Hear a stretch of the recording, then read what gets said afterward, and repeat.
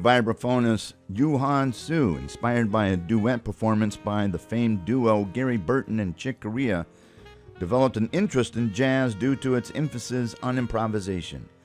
This prompted a move to the U.S. to study jazz improvisation, even though she was classically educated in her younger years in Berklee, Taiwan. This move has created what Yuhan calls a double consciousness experience between Western and Eastern worlds. What this is too complicated to explain in my episode summary, so I prefer for her to describe this in her own words. What I can say is that it draws on her strengths to survive the intense transitions as a single woman migrating to the U.S. to learn a completely different style of music, knowing no one, new to the language and cultures. Welcome to Strictly Jazz Sounds, your podcast about all things jazz. I'm Steve Browngen. In this episode, we delve into the trials and tribulations of the life transition Yuhan Su has made seeking to play jazz. She loves jazz. She loves it because the improvisational nature of this art form requires more creativity, a challenge she adores and pursues. What's cool is that Yuhan Su recently won the equivalent of a Grammy from the Taiwan music industry, the Golden Melody Award. She was awarded this prize for her composition High Tech Pros and Cons, which is from her 2023 release Liberated Gesture. Composing is her thing. She loves the challenge, and she's constantly seeking to climb a higher mountain every time she puts pen to paper. Also, Yuhan Su writes poetry and fiction that color her music, as you will hear in this episode. This is her fourth recording, with Yuhan and others soon to hit the studio to record number 5. Her last project, City Albums, received 2 Golden Indie Music Awards for Best Album and Best Jazz Album. She was also nominated in the Best Musician and Best Jazz Single categories for her work on City Animals. And those are Taiwanese-related awards. And check this out. By rediscovering a former podcast-like project Yuhan did about 7 years ago, she proclaims her motivation to resurrect the show, so look forward to that. We do a deep dive into Liberated Gesture, which is recorded on Sunnyside Records, and you will hear 3 tracks from the album, all Yuhan Su compositions, and thanks to Yuhan Su for that. First, the band members, who are all phenomenal artists. Yuhan Su, of course, is on vibes. Matt Mitchell is on piano, Caroline Davis on alto sax, and poetry reading. She does the poem, She Goes to a Silent War, composed by Yuhan Su. Marty Kenny is on acoustic and electric basses, and Dan Weiss on drums. This episode begins with the Yuhan Su Quintet performing the Golden Melody Award-winning piece, High Tech Pros and Cons. You'll next hear She Goes to a Silent War. That's about 2/3 of the way through, and then the conversation will close with Siren Days. Thanks for listening. I know you have plenty of other things to do, so I appreciate you taking your time to check out this podcast. Enjoy episode 22, Yuhan Su, The Imagination is in the Music, on Strictly Jazz Sounds, your podcast about all things jazz. I'm Steve Browngen.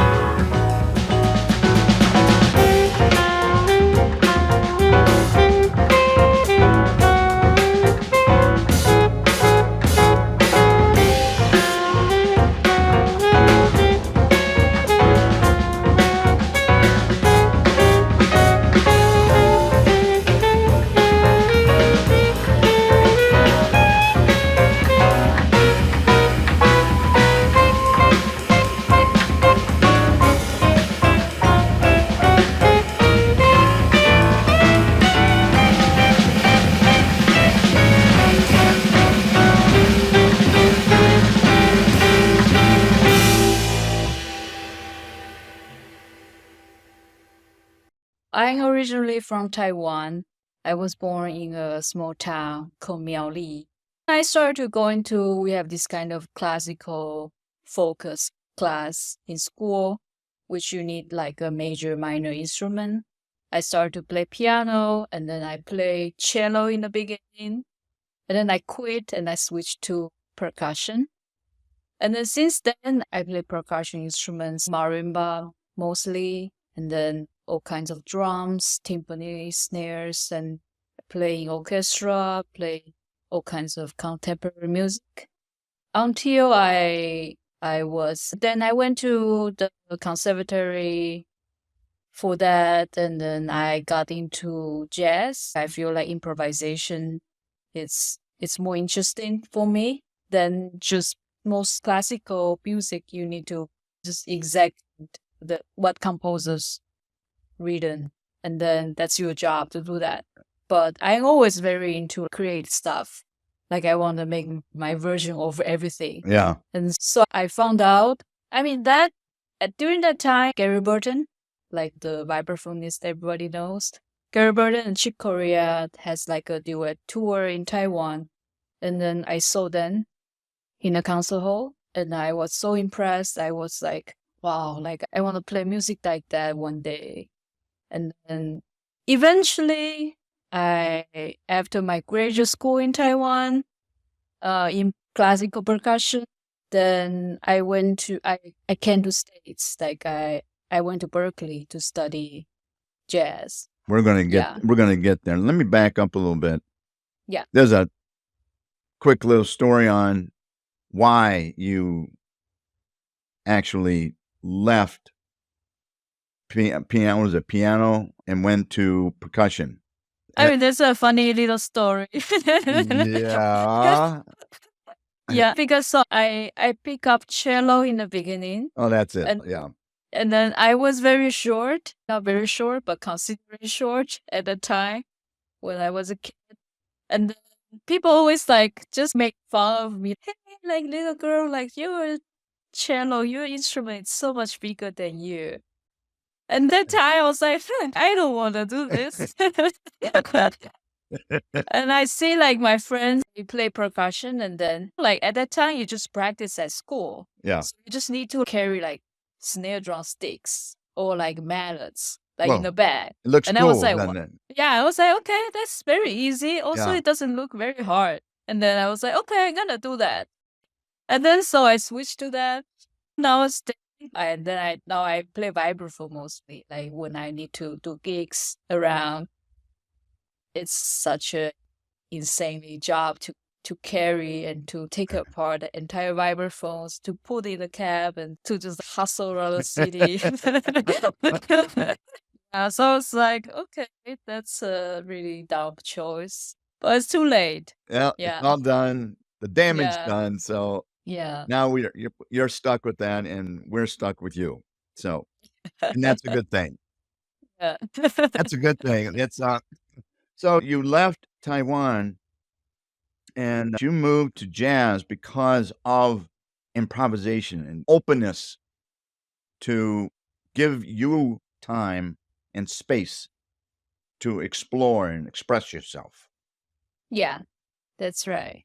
Because like I mentioned, I think I always into this creative things. I like to write and writing words. I write poems. I like write short stories so that and then and then it's very interesting for me to translate that into music. And then I used to do some songwriting too. Just all kinds of these things. It's just I found this fascinating. I feel like in jazz with improvise, combine all this technique, I can create something on my own. I think that's the main thing actually attract me to jazz. Me, when I watch you play, you have so much energy. There's so much of yourself that you're pouring into your compositions. You really dig into your heart and soul and get into that, allowing for it to play itself out on the vibe keys. Where does all of that come from? What's your Yeah, source of energy for that? Okay. I'm very glad you feel that energy and what you mentioned. And yeah, I think it comes from a lot of things. Comes from I think from the strength that I have to make this journey happen, which I have to overcome a lot of stuff. And then when I play, I think that really, I put that energy into music. That's very big way to say it, but I do think that it's true. Like from very small thing, like from, for example, moving the vibes. I need to make this happen. That's like really like practical thing. But like in a bigger picture, like moving to another culture, learn the language, learn the different everything, and then jazz, learn everything. Then that is it came like such a long way to do it. And then when I really get to the point that I play like my music, I play things I love, I feel like I need to project that like as much as I can. Yeah. It comes across. Okay, I'm glad. It really does. Can't imagine. I was talking to Julieta Eugenio, who is a saxophonist, and her journey. It's the same as yours in that regard, because she left, went to New York on her own, and had to learn the language, had to negotiate getting an apartment, finding work, deciding to go to school, on and on. All those things. And what's really amazing is how many women I have seen do that by themselves, by yourselves. That's a real special thing, Yuhan. And it's admirable, but you clearly have that drive. Yeah, I think if you come from outside, that means like you have something else you want to pursue.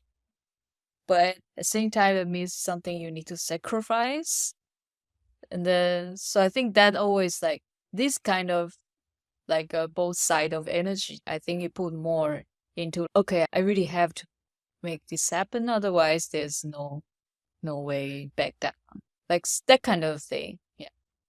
The music education that you had in Taiwan was very extensive, but it was all classical.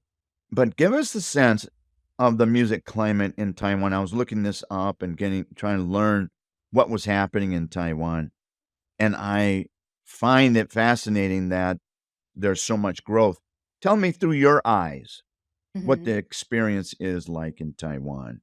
When I started what get into jazz, that was, I don't know, maybe like 15 years ago or close to 20 years ago.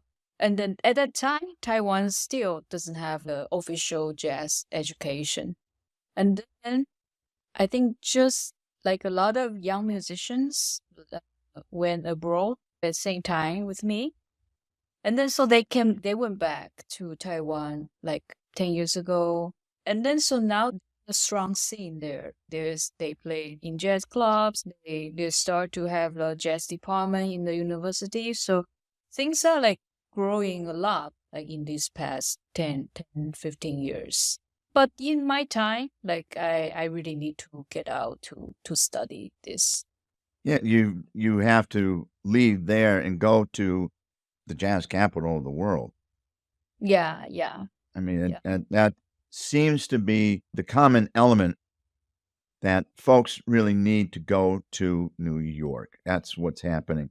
Tell me about the Golden Melody Awards. You've won a couple of those, and they're the Grammy Award in Taiwan, type Grammy Award in Taiwan. Is that right? There are two different awards. One is the Golden Melody Awards, and one is the, how does that called? The Golden Indie Music Award. Oh, that's right. Yeah. So I actually, there's one I got nominated a lot. Another one I got a lot of awards. But anyway, But Golden Indie was the one that you won Golden Indie, but you got nominated as well. Yeah. And then Golden Melody, you got nominated. Yes, that's right. But you haven't won one of those yet. I haven't. Okay. Yeah. Which one is more prestigious? They are both prestigious, but they are a little bit different direction. One is more like for the pop music. One is more for the indie music with the originality things. Yeah. So that's the golden indie. Yeah. All right. In other words, if I was going to send a message to somebody in Taiwan, I would say, this woman needs to win the golden indie, so make it happen. Okay, yeah, I hope so. Well, Yeah, it's I try to go back at least once a year to play, to hang out with my musicians friends, and also to let the audience to know about my music. Because basically it's very different. Like I create most of the music in New York, and then that's all the sound or the style that I want to explore, which maybe people back home in Taiwan they don't know, like they are not used to, or they are not ready to listen to this yet. But I still feel like it's very important for me to just to let them know about this, that then to yeah, like I want to connect with my home. Yeah. it does seem like you are really still very connected to Taiwan. Okay. And the stuff that you're doing seems to bring a part of that. Home is a part of what you do and how you perceive things in and play, and it plays out in your writing. Am I right on Uh-huh. that? Am I pointing it out right? Yeah, I think that's always part of things I think about. Yeah. It's just yeah, how to find the word. Yeah. You don't like, oh, I explore a lot of different style and things here in States. But I think there's always some kind of, it's like the home, like it draws me back, and that kind of strength just creates something inside of me. Yeah. So it really builds up. It helps you to be strong. I, Yeah, yeah, I yeah. That's what it seems like to me. It's not in this record, but I'm working on a new project, which is like about this experience. Like I feel like I have double consciousness. I realized this word, like I learned this word from a residency I went to. I really struggle with this. Just for me, everything is divided in two, and then try to make sense of it whole time. Yeah. It's divided in two. What do you mean by that? It's, for example, first of all, like language. How do I think about daily life? What language do I speak in my brain? Ah, And then what language do I speak in my dream? It's that's a huge thing. Like I remember like the when I when you when I before I came to States, the you need to take the TOEFL exam. huh? And the teachers say once you start to dream, like you to have English speaking in your dream, that means like you You're, actually you start to get into it. you're internalizing it. Yeah. Yeah, yeah. So it's like language, it's very different, like the way to describe things or the way to express the emotion. And then that already speaks a lot. Like what's the angle I look at the word? And then besides that, like politics. Do I know enough about here? And do I know enough about my home? Then what's my perspective to the world? And then like in culture, there's certain manner we were trained. It's like more like Asian culture. It's like more all about being polite, being humble, being like considerate, all that. And then in the United States, I think it's more about being confident, being more aggressive, being to stand out for yourself. This is like a very almost like opposite way to do things. And then so this it is fun, but it also confused me. So this just goes deeper to that's like my kind of consciousness with a lot of things. Got it. I think you explained that very clearly. Let me talk about the vibraphone. Uh-huh. xylophone and marimba Mhm. had people, to me, they make perfect sense. But obviously, there are a lot of people, and I say obviously because I get a lot of questions. I hear a lot of questions. What's the difference between a vibraphone, a marimba, and xylophone? If you could explain that. Vibraphone, all the keys are made by metal. So it's metal sound of instrument. And besides that, there's a pedal like a piano, so the sound can sustain.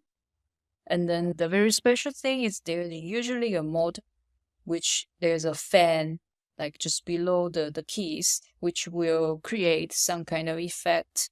It's like when you speak super close to the fan. Yeah. So like one, one, one, one, that. So I think that's the name it comes from. So that's why it's called vibraphone. Okay. The sound is vibrating. And then it's the standard marimba, it's bigger than vibraphone. It's made by wood, the keys. So it's wooden sound, and the register also go lower.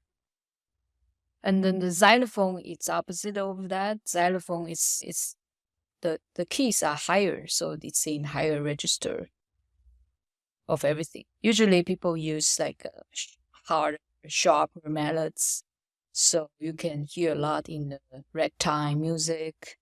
And the common element with all three is that mallets are used to play on these instruments. Yeah, so it's like a combination of piano and percussion. It's like you are playing rhythm with keys, which is shaped like a piano. When you look at what you do to the vibraphone and what happens on a piano, really they're the same. Yeah, It's instead of the mallet in your hand on a piano, you have the dealies that punch the keys, punch the strings on the piano. that's right. Yeah. And if you don't look inside a piano, you don't know what is actually going on. But for somebody who's perhaps a little confused right now, but the piano and the vibraphone are very closely related. Yeah, that's right. So I actually also play a lot of piano. And then so that's So the piano does come back. it does. Yeah, I actually have a side job here. I'm a accompanist in dance studios, dance company here in New York. So I work for dance classes, and then they usually have piano in the studio. So I play a lot of piano for that. So that's like part of my daily life. A lot of other musicians will go and instruct. They were trying to get jobs as teachers in, say, the Manhattan School of Music or the New School. Or what about that? You mean to be a me teacher? doing? Yeah, to be a teacher. Sure. I somehow I haven't really pursued that seriously. Like I like teaching students, and then there are like less students on vibraphone. So I feel Oh, like, and I also feel like that will take quite a big amount of energy out of me. yeah. And then if I want to do it well, so I feel like so far I want to put most of my energy still on the creative stuff. Yeah, but maybe in the future I would do that. Yeah, that was my thinking, was the Okay. reason why you didn't go into teaching. I have to admit, I set you up for this. But when I asked the question about you Yeah. teaching, I think I already knew why. And it's because you are a tremendous composer and you spend a tremendous amount of time in composition. You Yeah. really focus on that aspect of your music, and you have such incredible compositions that, to me, it seems like you have to use all of that energy that you're doing, that you have to pour into that. Teaching requires a whole different mindset. Yeah. Yeah, that's what I love to do, but and then it really takes a lot of energy. Yeah. It's all take a lot of your mind, like a space in your mind to do it. For example, so I was in this residency, Blue Cross, Yeah. in it's such a wonderful residency that they feed you, they bring lunch, they bring dinner. And then I realized that's how much you really need that, because when you really concentrated Oh, yeah. on some things, like you just don't have much energy to do a lot of other things. Well, which we need to manage to do that when I leave New York. But But this yeah, residency was in Paris, right? this one is in where? It's not the Paris is not the one. Paris Oh, is the that was one I another went. one. This one was in Yeah, Montana, not Montana. Oh my, Wyoming, that's not Wyoming. That's right, Wyoming. Wyoming. Yeah. But yeah, and when you have somebody who needs to pour that kind of energy into it, it really does help to have somebody basically take care of your basic needs. Yeah. But that's luxury. It doesn't happen all the time. It is luxury. Yes, it is. Yeah. Let me go back to this thing, though, that you were talking about being a writer, Yeah. being a fictional writer versus a music composer. And you have commented that your compositions are like stories. They're based on stories. Can you give me some examples or an example of what you mean by that? Take a composition and tell me a little bit about what story are you trying to tell? Okay. For example, one fun I always talk about during the performance. In my third album, City Animals, there's one song, it's called "Y el coche se murió." That means, and the car died. And so there was a story. I was in a tour in Spain, which I go a lot, and then our car broke down during a very long travel South Spain back to Barcelona, and then we have all our instrument gear, and the car just like tuk, tuk. And then there's a music star with a vamp of that kind of thing. And then with this anxiety or this we are trying to make to the gig at that night, and then just this whole drama we went through. So that's a fun one too. Oh, I love that.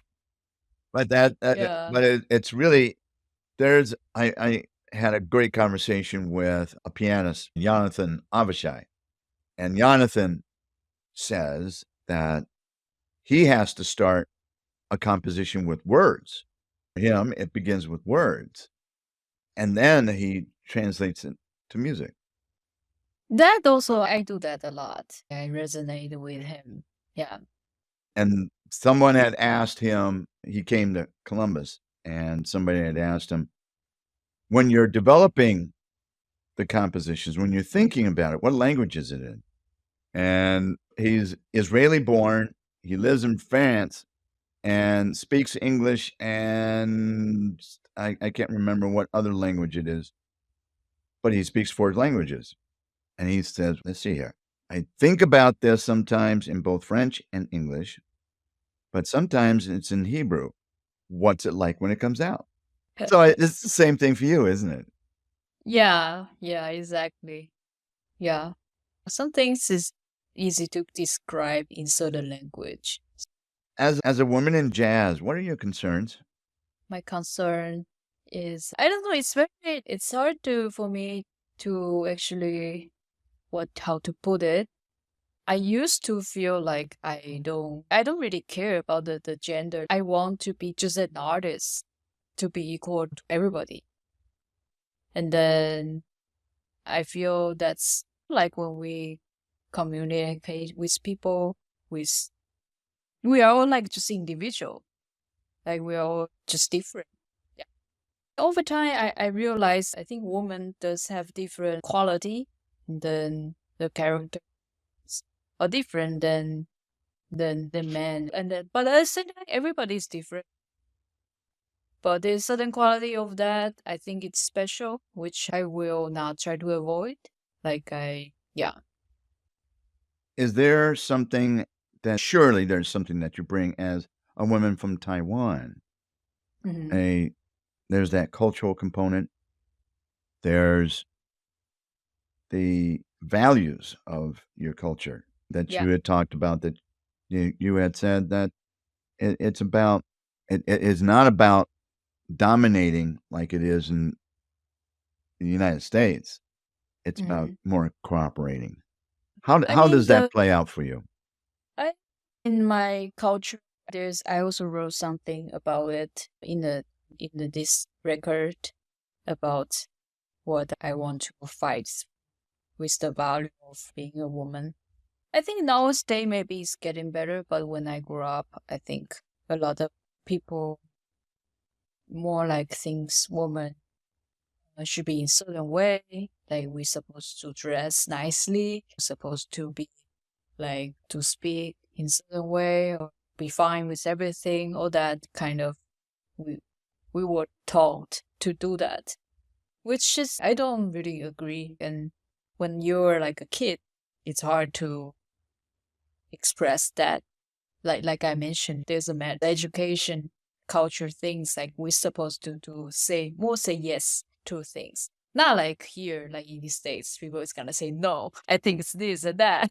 Yeah, that's right. Like because like in the classrooms, like people will not raise their hand to say, hey, I think differently. That usually doesn't happen. In Taiwan. We are not trained for that. But maybe nowadays getting better. It's different era now, but at least when I grew up. I just feel like now I like have in touch with this culture, and then I also have my own career, all that. I feel like I wanna just do something about it. Yeah. Like we can all be ourselves. Like woman doesn't have to be certain way or to look like certain way. They fought long before the flowers bloomed. She, unremarkably dressed, stepped onto the battlefield. With no permission, with no startling slogan,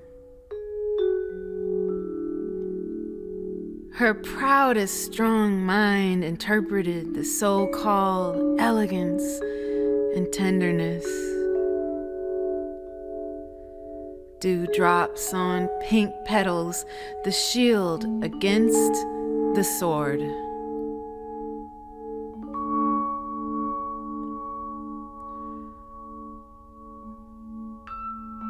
What does beauty mean?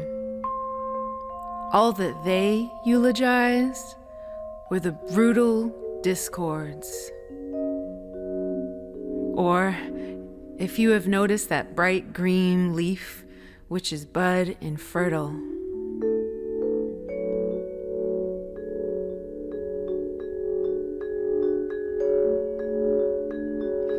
Leaving the battlefield that day, naked, she told the stories behind each badge. There was a perfect match between the shape and her left flank scar.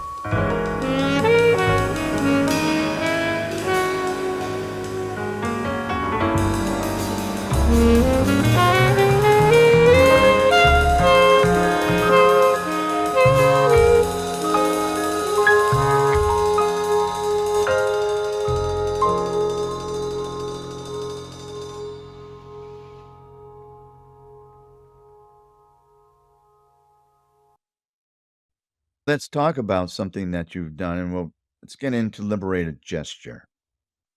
And that's a phenomenal album. It is my 5-star album for sure. Thank you. I I'm so glad to hear. love it. I absolutely love it every time I hear a piece. Sometimes I go back and replay the one piece because it's so good. And so Oh, I have some questions about those, but let's talk first about the group that you have. You have some incredible musicians who play with you on this album. And you have alto saxophonist Carolyn Davis, that's right. who herself, she's something else. Pianist Matt Mitchell, Uh-huh. fantastic. Marty Kenny. How long have you and Marty been together? How long has he worked with you? I think for 5 years we with different band with other project. Yeah. Yeah. Mm-hmm. So you two have a real thing going. You two really worked well together, don't you? Yeah, yeah. I'm glad you say that. Yeah, Marty is a very dear friend. Yeah, and then it's nice to have people you got to know in the beginning of the time I arrived New York. So it's like a classmates of New York scene or something. Yeah. Yeah, And then there's Dan Weiss. I mean, he's Dan Weiss on that's drums. right. He's very special. Not to deny that the musicians with whom you recorded prior to this album were very good themselves. Not to deny them. But what made this current group of four so special for you? I mean, I think because after the City Animals, my third album, which was released in 2018. Yeah.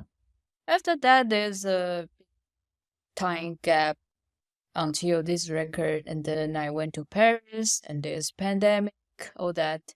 And then I do want to do different things. I want to explore more in a direction of avant-garde music with a lot of contemporary music elements involved. And then because that also combined with my background. And so I started to write music in this direction. And then I feel like I should actually find the best people like I that actually play this kind of music. And then I'm just such a fan for Matt and Dan, for example, and then Caroline, of course, too. And yeah, and then I feel like I wanna that's they have such a specific way style that they create throughout their music works. And then I just want to learn like more like by playing with them basically. What makes somebody very successful or easier to work with you?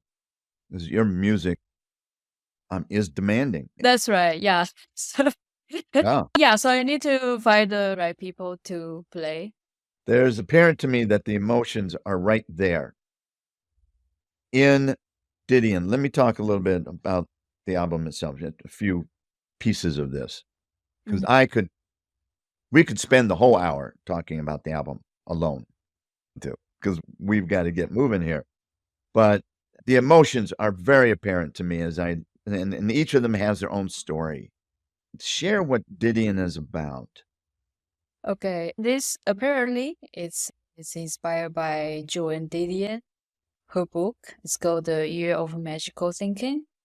I read that during the pandemic time, and then it's a book about after her husband passed, and later on her daughter also passed away, and then so it's about sorrow, about sadness, and I was blown away with like how she was being so honest, just like pouring out of this whole emotion in the entire book, and so I think for the end, I want to capture this like pouring out of the sadness and the intensive of that.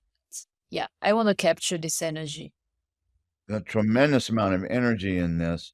She goes to a silent war, Mhm. and that has Caroline Davis reading a poem. Can you share about that particular Okay, composition? That's really powerful. this one comes from the story I mentioned about my concern about the woman, the value in culture. And I wrote that poem actually in Mandarin, and then there's somebody translated for me Oh, really? to English. Yeah. So it's Then, your poem in Mandarin and translated. Okay. yeah, so you see, there's always a double kind of thing Yeah. inside of me. I actually wrote the melody with a poem actually. Then eventually there's nobody singing it because I always feel like when you have somebody singing the words, the music will become another thing. Hmm. Like I really I like instrumental music because it gives you a lot of imagination. And so I decided to do that. But yeah, so I wrote melody based on that.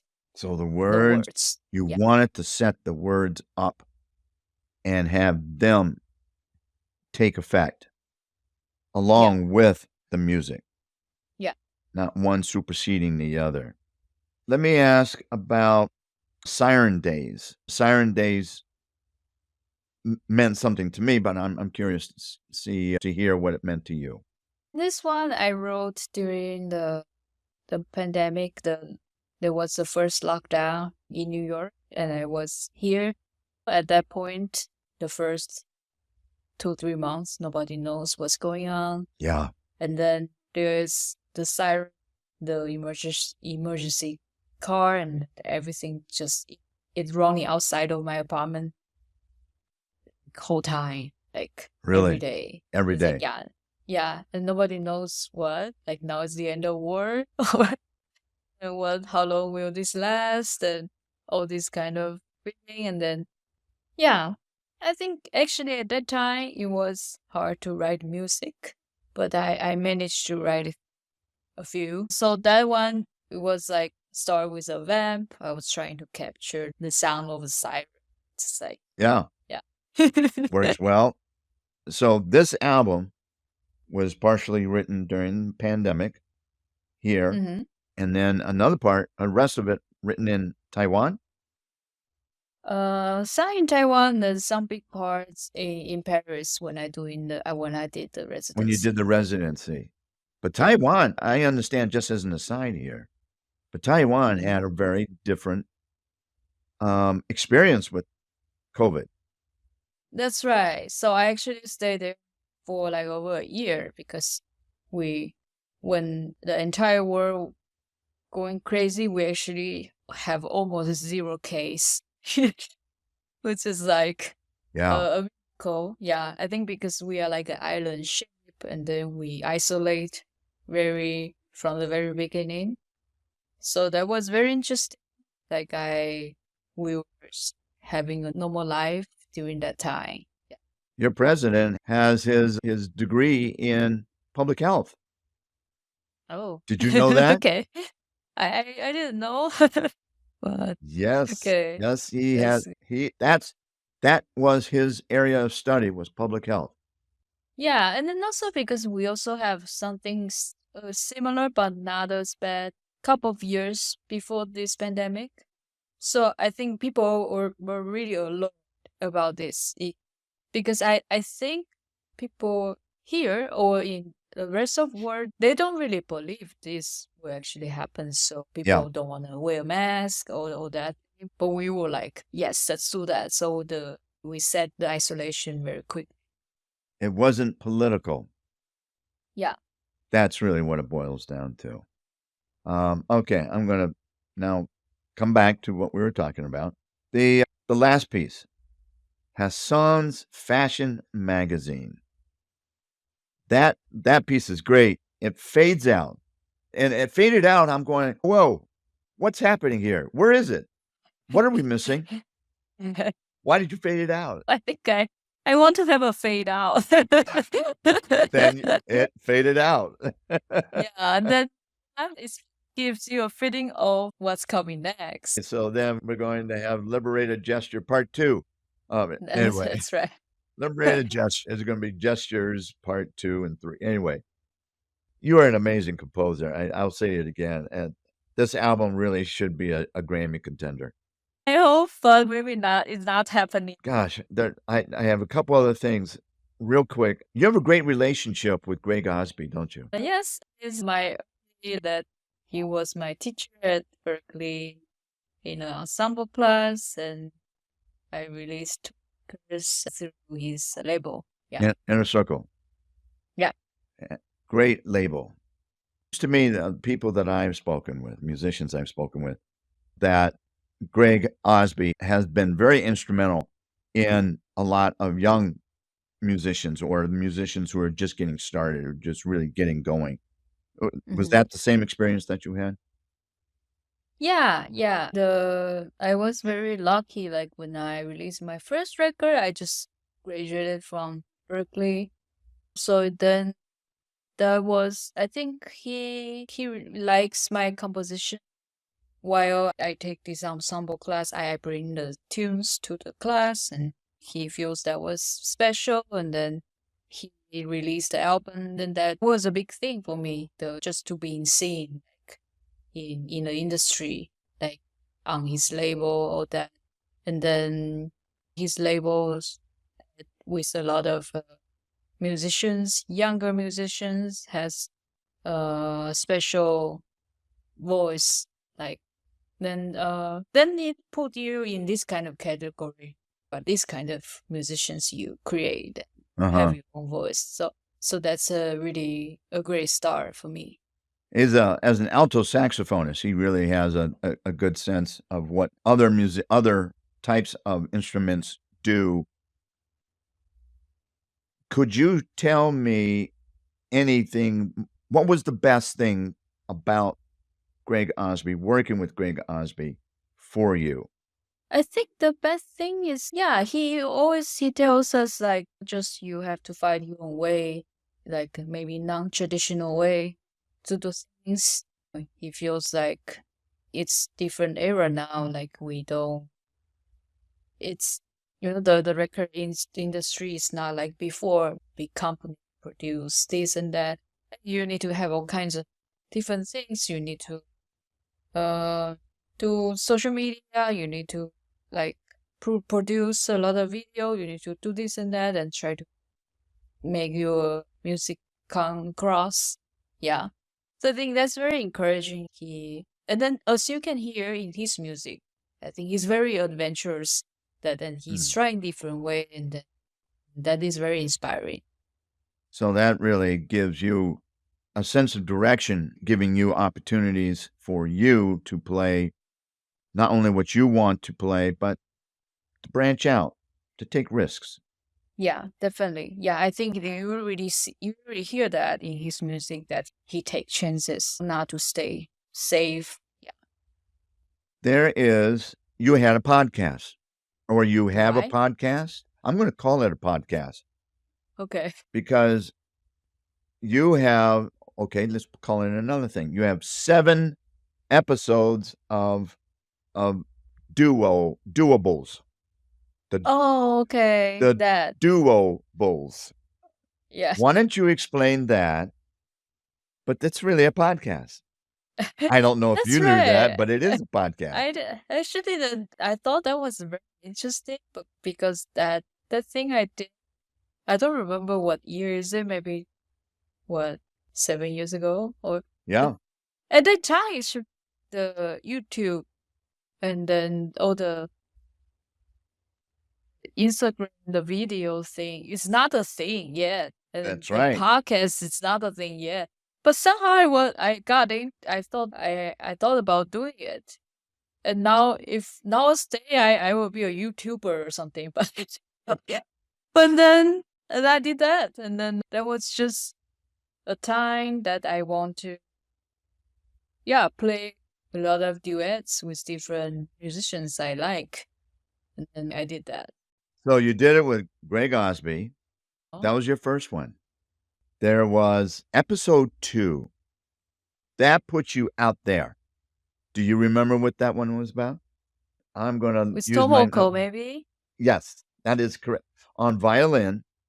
With Tomoko is my very close friends. Yeah, and it was, you were on this other thing, Malacat.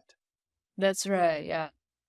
Talk about that first and then talk about that particular episode and how you two put together a duet that was just incredible.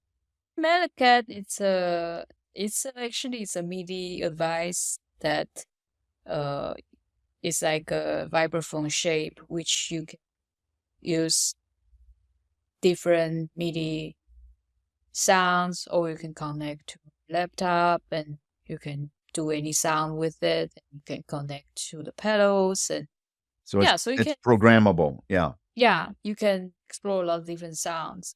So I did that. I used that to play duet with Tomoko. She was also using sound effect pedal.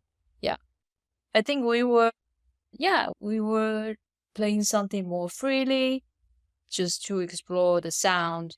And then because at that time we have like a duet project that we play together with the videographer that do some like a media thing along with us. Yeah. So Okay. that time we did some shows too. Is that So you two did some other shows besides you did that video, but you did perform in some other shows? yeah, we did. Oh, that's interesting. Yeah, we hope we can do it again. Yeah, Tomoko is my very close friend. Tomoko was incredible on violin. It Yeah, was that's right. what a sound you two Yeah, put together. And that was amazing. And I encourage listeners to go to Yuhan Su and find these episodes, these doables, DUOABLE, doable episodes. And the 8th episode, you did it with John Hadfield. oh, You that's remember right. John Yes. Hadfield? That's right. Oh, wow. Did you have quite a look on your face? You were so into this. The percussion aspect of his work, and then you on the vibe, you two just hit it off so well. Wow, thank you for reminding me of all this. I feel like I can definitely do this again. These people I wanna reconnect, like to play with too. Do you recall why you stopped it? I don't remember actually. I guess because I did quite a few, so I feel like now it takes also a lot of time I to bet it does. to edit the video to do Sure. that. Yeah. Sunnyside Records been good to you, hasn't it? Yeah. Francois, the CEO, Yeah. Sunnyside. Yeah, they're very. I'm glad to get on the label. It's a prestigious labels with a lot of incredible historical musicians. Oh, yeah. Rufus Reed is on there. Yeah. Yeah. Lee Konitz, this label. Niscafri does it. Roswell Jane Bonnet. Dula Ibrahim did this label. It's historic. And a lot of people, I'm sure, when they think about jazz, they think about Blue Note. Mhm. But Sunnyside has done tremendous amount of stuff. And Yeah. you're in good company. Or Yeah, should I say, they're in good company. Not really. Number 22 in Good Vibrations, top 25 jazz vibraphonist. Did you know that? Oh yeah, I think that came out a couple of years ago. I was surprised. Hey, I'm not surprised at all. So 10 out of, I checked this out, 10 out of the 25 are still alive and playing today, which tells That's me right. there is something about the vibraphone that's come back. Do you know what's making the vibraphone that much popular again?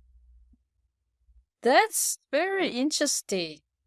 To be super honest, I think it's because of Joe Ross. Just he's such a star, and then he brings like a entirely, totally different, unique style. And I think it makes it very encouraging for a lot of younger people. It's like somehow vibraphone start to be trending again. Yeah.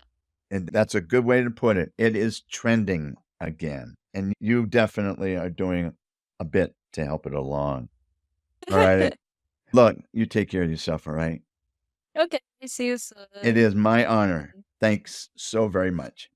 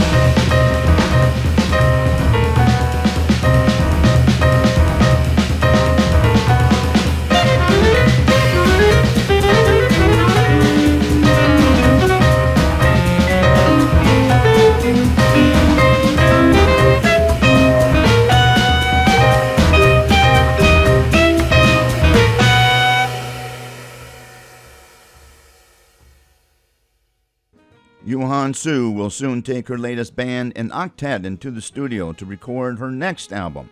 But first, they will perform it at the Jazz Gallery in New York City. The project is called Over the Moon. Hope you check it out. Thanks to Yuhan Su for use of 3 original tracks from her current album, Liberated Gesture. And thanks to A Tribe for Jazz for helping to bring Yuhan Su to my podcast. The theme music, of course, is by Johannes Wallman from his composition McCoy, found on his album Precarious Towers. Upcoming episodes include Grammy Award-winning pianist Chris Davis, saxophonist Walter Smith III, and vibraphonist Chin Chin Liu. Remember to support live jazz wherever you are, and subscribe so you can be one of the first to receive new episodes and announcements. Thanks for listening to this episode of Strictly Jazz Sounds. I'm Steve Browngen.